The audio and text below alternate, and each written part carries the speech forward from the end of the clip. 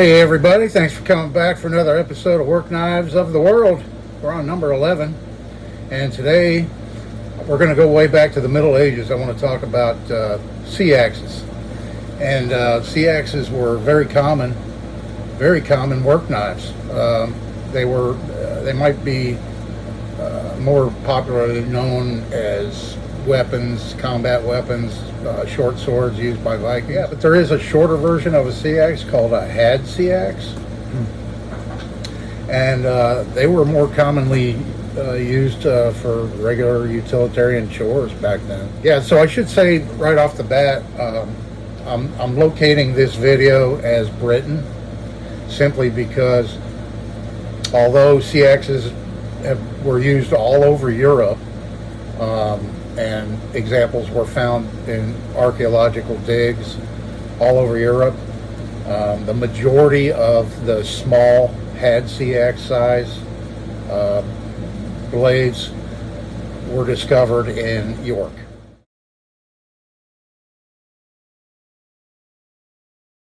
And smack dab in Britain. So that's why I chose that. I don't want to offend anybody with the origin of this knife or anything like that, but that's just why I chose Britain for the location for this video. In the old Saxon language, the word Seax literally translates to knife. And if you ever hear the term scram Seax, that's the exact same thing to my understanding as a Seax. Now, I'm no history expert. I'm learning as I'm going along here. So if you're interested in the Middle Ages and all these different types of things I'm talking about here, you can go back and, do your own research and check it out. But I just found it a very, very interesting knife and unique style, and want to learn more about the history about it, and then of course make an example of my interpretation of a modern day Seax. Now there's still some guys out there making them, and girls making these versions of the short swords and the small utilitarian sized knives that you can find. Here's a few pictures I found of some old ones and some new ones right here.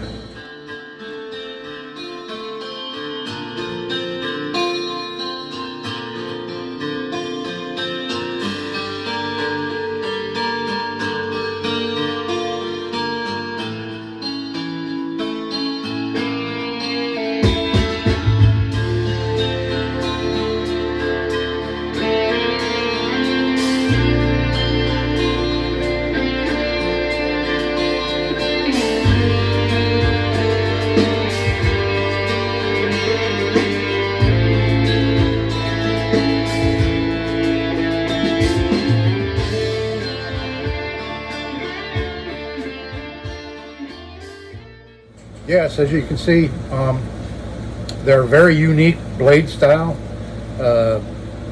It's considered a broken back design. So the example that I made for this video, I would consider it a broken back had Seax. Like I said, hundreds of examples were found in York, and the majority of those were small utilitarian sized knives. Yeah, so the average of hundreds of these knives blades, because the handles were all deteriorated and long gone, didn't have any guards, and they had blades between 6 and 10 inches. Yeah, so these were very common knives used back in the Middle Ages, between about 476 to 1400, somewhere around that time frame. Yeah, and there are some theories that the style of the blade, some of these modern day blades that we have kind of evolved from that blade style, that blade tip design, such as these right here that I drew up a quick sketch of.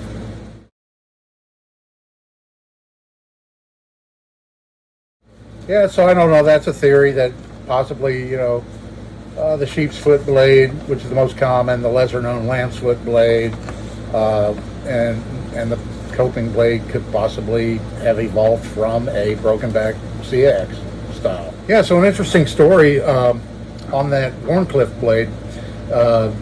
In my research for this video, I found out a little bit more about where the Wharncliffe blade design came about. And the first lord of Wharncliffe, way back when, and I believe it was 1700s, he was having supper with a relative, and then after supper they moved on to wine, and they started a conversation about cutlery.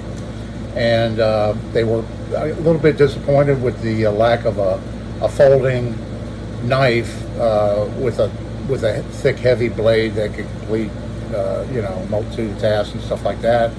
So I guess they set out to design the Wharncliffe blade. Yeah, and so they commissioned Joseph Rogers and Son of Sheffield fame, cutlery, to start producing a knife with the Wharncliffe blade.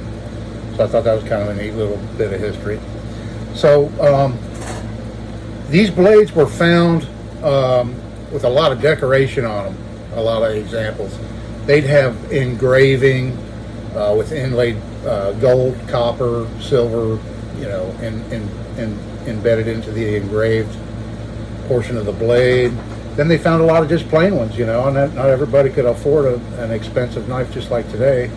So you had fancy ones, and then you had just the plain ones,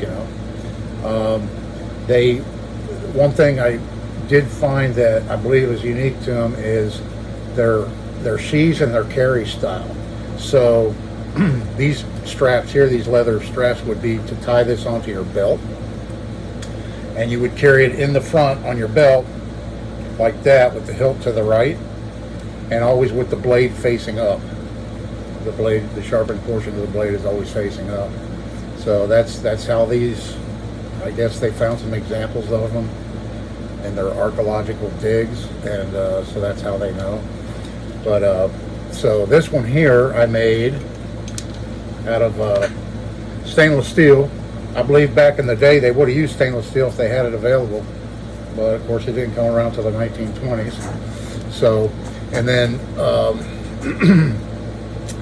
this one took me a while to do, and I was really anxious to get this video out for you folks, and but it took me 3 days just to make this knife and sheath.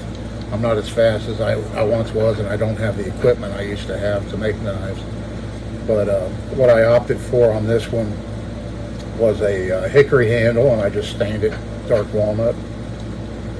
And and I put a stud on the pommel with this ring, and it's just an aluminum pommel and an aluminum guard out of the same thickness stock.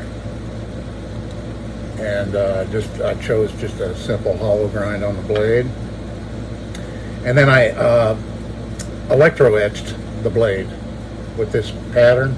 A lot of them that I saw, a lot of the examples I saw had a lot of geometric patterns engraved into them.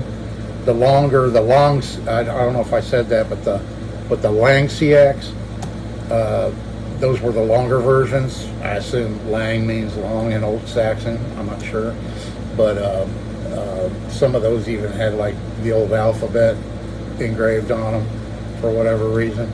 But yeah, a lot of them that I saw, the ancient ones that I was looking for, had some type of, so I wanted to put something on it. And the first blade I made, I messed up. I tried to freehand some grooves into it, and my hands aren't as steady as they once were, and I messed it up. I should have made like a guide to do that with, and I ended up kind of trashing that. But I opted to just pull out my electro etcher and make out a little pattern. I just used some real heavy vinyl tape, and then took an X-Acto knife. I drew a pattern on it, and then took an X-Acto knife, cut it out, and then electro etched it. Which is, if you're not sure about electro etching and it's something you're interested in, yeah, just watch a couple videos on that. It's super easy. I made mine out of just a wall wart power supply. Mine's 12 volt, and put a couple alligator clips on it. And actually, I'll show it to you right now.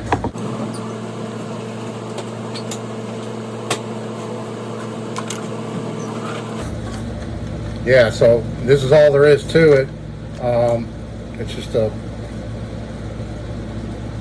DC power supply You want to make sure it's DC. And I've got another one I made out of a computer power supply. I have an old desktop computer, but it's got a very short duty cycle. It won't run very long, 12 volts, without kicking out. And then, so yeah, I just grabbed this thing, and yeah, you just plug it in. I'm going to make it where it has a switch on it, where I can switch it on and off instead of it being on all the time. And I just, yeah, took a couple of alligator clips on the ends, and you want to clip the positive lead onto the metal that you're wanting to etch, and then just clip a Q-tip in this end. You know, put the head of the Q-tip. Yeah, just put the head of the Q-tip right here. Dip that in salt water. You want a pretty good solution of salt water, and then you just you know, put it on the metal. You'll see it fizzing and foaming and etching out the metal. Just be careful. Do it in a well ventilated area, because I believe it's hydrogen gas that you're actually creating doing that process. So you want to be careful. But yeah, it ends up making a pretty nice etch in the blade. And yeah, I mean, the handle might look a little chunky, but I have pretty big mitts. It's pretty comfortable, actually. I can see using this knife every day, you know, for you know, kitchen tasks, and take it camping with you. It's pretty nice. And I'm not sure about the sheath, if I want to carry it that way, but I just made that because that's with leather, and I made these little brass tabs, you know, to hold the copper ring that I made and soldered, and then just you know, brass rivets around it. I mean, it's perfectly functional. I think I'd probably rather carry it vertically, but you know, I just wanted to do that for the video. But yeah, so there it is, a head Seax, a short version of a Seax from the Middle Ages. A modern twist on it. Real pleased with the way it came out. Very happy with this knife.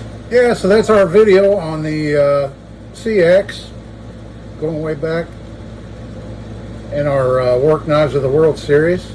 Hope you enjoyed the video. And if you did, I really appreciate a like, share, subscribe, all that stuff. It helps out with the YouTube algorithm. And it's much appreciated by me. And come on back for the next one.